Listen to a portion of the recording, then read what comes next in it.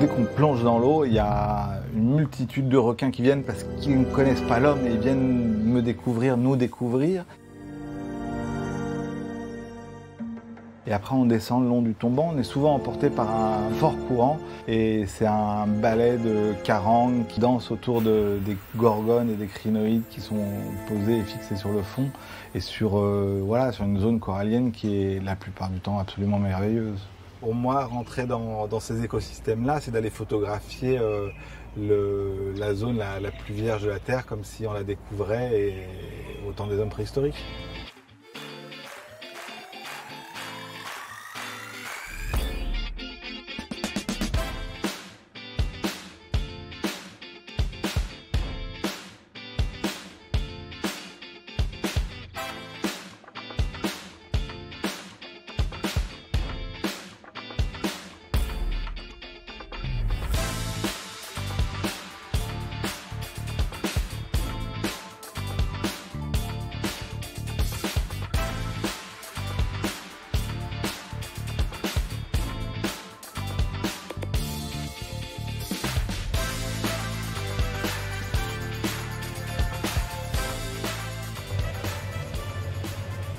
Là, on rentre de cette zone complètement au nord de la Nouvelle-Calédonie, qui est l'archipel d'Entrecasteaux. C'est un archipel absolument merveilleux et qui est protégé de par son éloignement, parce que c'est quand même à plus de 300 km au nord de la Nouvelle-Calédonie, et aussi par son statut de protection.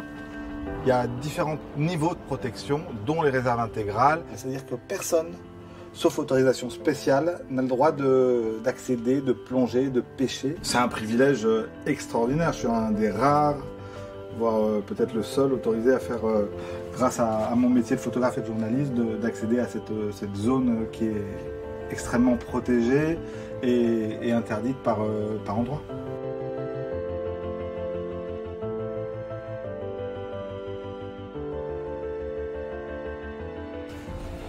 Donc ça c'est mon matériel de plongée, mon appareil respiratoire, c'est un recycleur.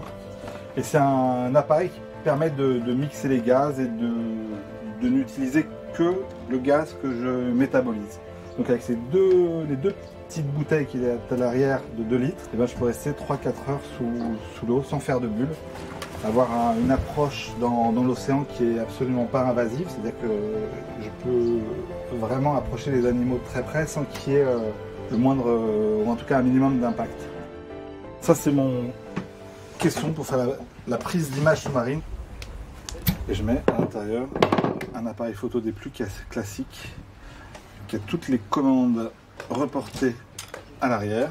Du coup ça c'est des plongées réalisées avant-hier, avant de rentrer. C'est un énorme thon à dents de chien et c'est le côté extraordinaire de cette zone, c'est de pouvoir dire voilà, j'ai un thon géant qui vient au contact. On est dans la magie de la nature, dans la magie de la biodiversité et dans ce qui est unique en fait. Et c'est vrai que d'avoir 40, 50 requins qui nous tournent autour, qui n'ont aucune espèce d'agressivité, quand on a des bancs avec des milliers de carangues qui sont entraînés autour de nous et comme on le voit sur la vidéo, qui viennent se frotter à moi, c'est extraordinaire. Et quand j'ai un thon à dents de chien d'1,50 m qui vient voir qui je suis, c'est quand même que ça va pas si mal ici et que c'est important de conserver ces endroits de manière intacte comme ils le sont aujourd'hui. Voilà, c'est un devoir. La présence de ces grands prédateurs, c'est eux qui déterminent l'état vierge de l'océan. Parce qu'ils sont présents, parce qu'ils sont en nombre, parce qu'il y a des requins, parce qu'il y a des thons, parce qu'il y a des énormes bancs de carangues, c'est qu'il y a le système et toute la chaîne alimentaire qui est dessous.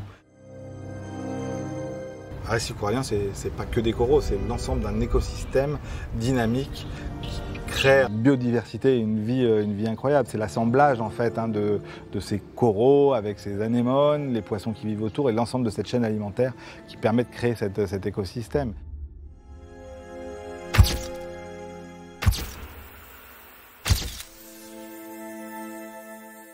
C'est important de dire, je vais vous raconter, regardez ce qui est extraordinaire, regardez comment c'est sous l'eau et regardez en protégeant ce qu'on peut arriver à faire d'extraordinaire. L'océan c'est l'avenir de la planète, donc il y a une nécessité, une obligation à aujourd'hui prendre des mesures drastiques pour protéger l'océan et protéger ces écosystèmes-là. C'est d'abord une part de décision politique comme l'a fait la Nouvelle-Calédonie en créant ces réserves et ce parc naturel de la mer de Corail et des réserves intégrales. les surveiller et après avoir une dynamique d'éducation de la population et de nos enfants. C'est à eux qu'on va laisser cette terre et cet océan en héritage.